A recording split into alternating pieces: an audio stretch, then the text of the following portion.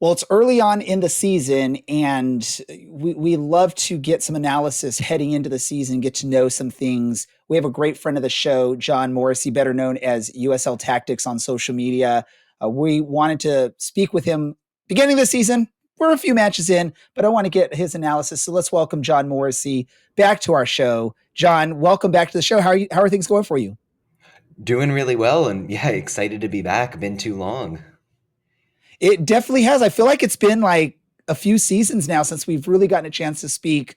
And a lot of things have happened in Orange County. Of course, a championship, some struggles after the championship, some struggles early last season, a great finish to the season. Now we're into 2025, and it's been an up and down roller coaster early on for Orange County. But we'll get into that. But I wanted to sort of get your thought process of this team.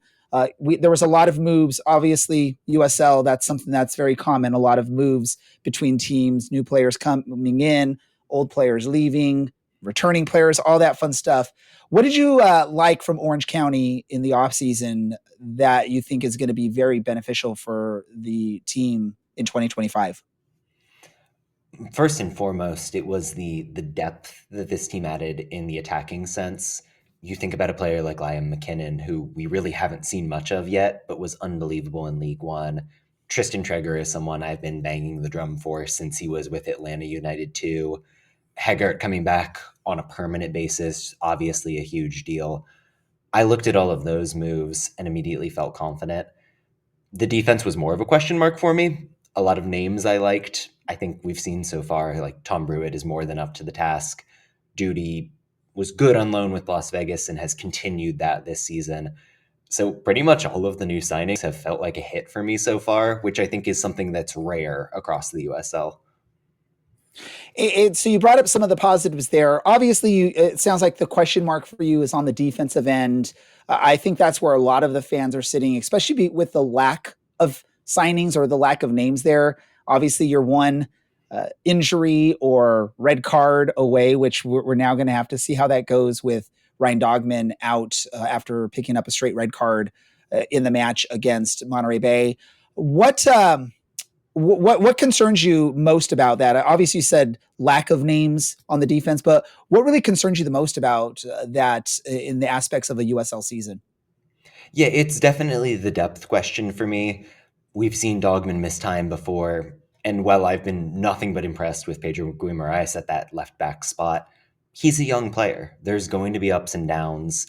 Once opposing attacks kind of get the book on you and understand what are your strengths, what are your weaknesses, it's just tougher to get the job done at that position, and that's only natural. I think at the center back spot, like you've got Miles, you've got Brewitt, then Alcazar can slide back there.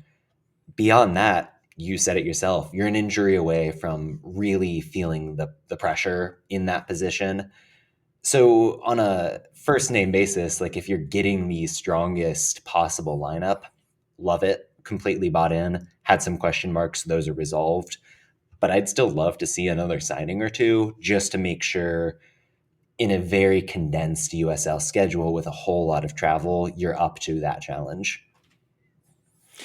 Yeah, we were talking about this in our last episode a little bit about that lack of depth, and the question came up. I brought up the question, so it's something that just I thought of is with the youth on that back line. You talk about Pedro, you talk about Ashton Miles.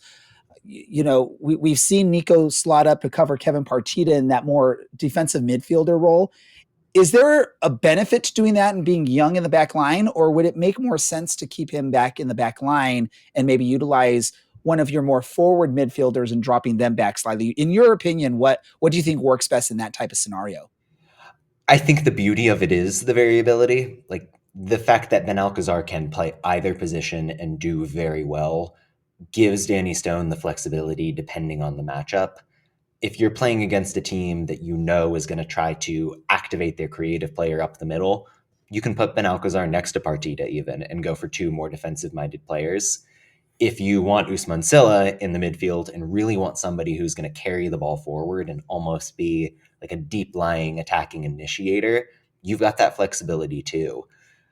I didn't know a lot about Ben Alcazar coming into the season, frankly. In having had conversations with people who are up on MLS Next Pro, it's clear that he was this excellent with Cincinnati, and I think we're seeing it already. And Danny Stone's making great use of the utility presence that he brings.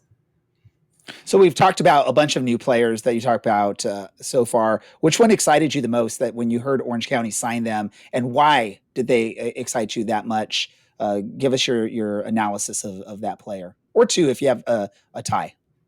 Yeah, I mean, Liam McKinnon was certainly the first player that came to mind for me. I think last season, on my own end, I really tried to do a more holistic job covering USL League One. And he made it a joy to do because he was that good in Greenville. Somebody who won the MVP award, won the Golden Boot, incredibly good, starting on the left wing, but then cutting inside, getting shots on his right foot. Maybe not the most exciting dribbler, but he's got a very good first step to get past defenders and open up windows for himself. He's only 25 years old, so there's some growth left in there. For me, McKinnon is a player with MLS upside, and while we've not seen it yet, he's going to be a difference maker over the course of 2025. So he would be the one for me. And let me just ask you this question. So last time Orange County fans saw a prolific scorer move up from League One to the championship was Ronaldo Damas back when Orange County won the championship in, I believe, 2021 now. Man, it's been a while. Hopefully I'm correct when we're talking about this. As far as you know, and obviously you probably didn't cover League One back when Damas was playing at that level, but is there any comparisons you could see between the two of what maybe Orange County fans saw from Ronaldo Damas and what maybe that will lead us to see from McKinnon, or are they two completely different players out there on the pitch? In terms of position, like Damas is very much the classic striker, while McKinnon wants to start out on the wing. I think the thing that unifies them is they both scored important moments. The standout thing with Damas was that playoff run where he dominated. He got the playoff MVP or whatever they call that award because he was so good in those high pressure situations. McKinnon very much brought that same presence to the table with Greenville. Did it in the cup competition as well when they debuted the Jägermeister Cup last season down there. I think he has the potential to do that again, even at the championship level. Obviously, he's going to be competing for minutes. This is an Orange County team with a lot of talent across the attack and on the left wing in particular. But personally, I think that he really does have the skill set to nail down meaningful minutes and become an almost Damas-like presence if it all comes together. And that would be amazing if that could come together. I think Orange County fans would be very pleased with that type of production. Let me ask you one last question, then we'll actually get into the recent matches for Orange County. Which player that moved on to another USL championship team? Let's just keep it. So there's not a lot, but there are some players that moved on to other teams. Which one is going to make Orange County regret it the most that they didn't try and retain them or try harder to retain them and keep them on the roster? No, it's a good question because, I mean, I think compared to a lot of teams, Orange County really didn't lose a lot of guys within the league. My gut instinct answer on this one, I guess it would almost have to be Thomas Among. And I think he's backing up Greg Hurst in New Mexico at this point. But Hurst very much has run hot and cold in the past couple of seasons. Among honestly kind of is the same profile of player where sometimes he's scoring, sometimes he's hurt. But if he can be a difference maker, that's somebody who is elsewhere in the Western Conference with a team that is going to be trying to compete for home field advantage against Orange County. No guarantee he'll get minutes necessarily, but if he's getting 20 off the bench at the end of a match, he can hurt you. And that's meaningful for a team like New Mexico that made their money on kind of late goals and late won matches last year. No, Among's a great choice. I think there were some fans that were very disappointed that he wasn't retained. I'll throw out another name in there and just get your thoughts. Ashish Chadha was another one that I think a lot of fans would have loved to see return because of his flexibility in the midfield. And we also saw him on the outside defense a few times last season. Do you think he's going to have some success with his new role in Las Vegas? Yeah, I think he started their first match. Kind of one of those odd deals where he's on a 25-day contract, but the expectation is they're going to convert that thing into the full season. And you hit on exactly why I was impressed with him in Orange County, right? The flexibility in terms of where he's playing. I think he's very tidy on the ball. We'll get into Las Vegas in a little bit, but it's a different looking team in 2025, and that adaptability that Chada brings to the table makes him an important piece for that team for sure. Awesome. Thank you for all that. Let's move into what's happened so far in the season. Orange County has 3 matches under their belt.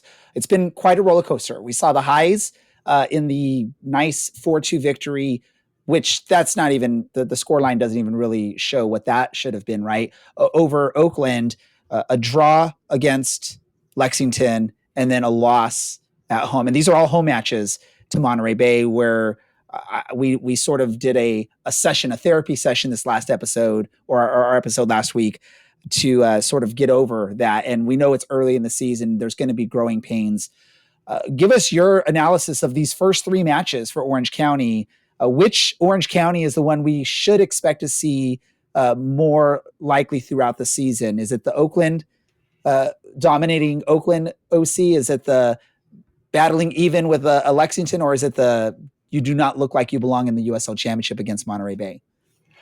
I mean, cards on the table here. I picked Orange County to finish second in the conference, so I'm really a believer in what this team is doing. That kind of means that my answer has to be the Oakland game by default. But even if you look at the advanced numbers, like Orange County is first in the league in expected goals right now. They're tied for the league lead in actual goals. I think there were question marks about the offense, whether all the new faces would blend, and they've done so brilliantly, even without Jameson and Traeger and McKinnon really getting meaningful time so far. For me, I've barely mentioned what Kyle Scott and Chris Heggard are doing in those central areas, and Heggard even a bit on the left wing. But they define this team, and I think there are very few USL teams that can stop what they do in possession. And the Monterey game is interesting because Monterey is a team that wants to bring the pressure up the middle, very intense in the way they defend. And they had the one-on-one defenders that could get the stops against Guimaraes and Dogman out wide. I don't think there are a lot of teams out there that have that combination of talent. And that means that Orange County is going to be hanging goals on a whole lot of their competitors out west, out east. If I think there's maybe a match against Alta in the Jägermeister Cup, it should be a fun team to watch at a bare minimum, so long as the defense stays healthy, and that's what we've seen so far by and large. Like this team held a pretty good Lexington side to 2 goals, yes, but on very few shots. The Oakland game, they only started allowing goals once it was really done and dusted. I tend to believe in the overall vision. Yeah, and my analysis when you look at the Oakland match and the other 2, there's 2 key pieces for Orange County that were missing in Cameron Dunbar and Kevin Partita. Which one do you see as more important for Orange County? If you can only return one quicker than the other, which one is more important for the early success for Orange County? It's Partita for me, somebody who I've loved since he was even back in Reno, but he does all the dirty work you want in the midfield. I would argue if you're looking for someone who is just a pure defensive midfielder, he's the best option this team has, a veteran leader at that. Dunbar is a great player, very dynamic, but Orange County has a lot of very dynamic wingers and attackers. So Partita feels like the guy who is more of a linchpin at the moment. Moving ahead to the upcoming match against Vegas, again, Orange County coming off a struggle, but getting a bye week early on to sort of, I guess, forget about what happened or maybe dwell on it and make that motivate you for an upcoming match. What do you think? What do you see from Orange County? What do they need to do differently than they did against Monterey Bay to get the results that they probably want against Las Vegas? The big issue against Monterey, for my taste, was the transition defense. There were a couple of chances where Monterey was able to find space, able to play a ball over the top into their forwards, and it just felt a little bit too easy. Las Vegas is a team that their only chance of scoring comes on the counter. They've been very defensive minded so far, very willing to sit in a low block and try to punt their way out of it and get a quick goal on the break. If Orange County can clean up what ailed them against Monterey Bay, that really feels like the way to stop Las Vegas.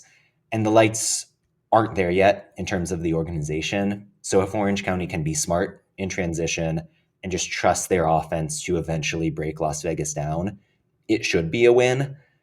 Never say never, because this league is really chaotic and the Lights have some talented players.